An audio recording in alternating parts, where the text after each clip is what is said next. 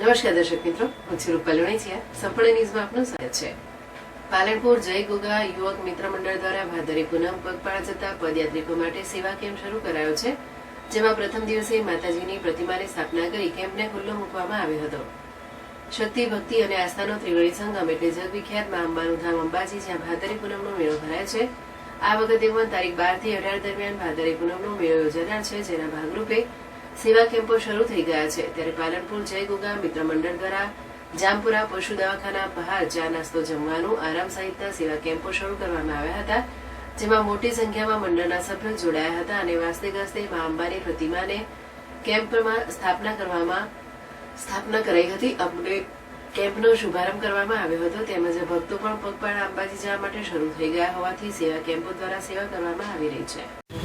બોલો ગોગા મહારાજની જય. ગોગા મિત્ર મંડળ જામપુરા સતત 17 વર્ષથી જય ગોગા મિત્ર મંડળ સેવાનો કેમ્પ કરે છે.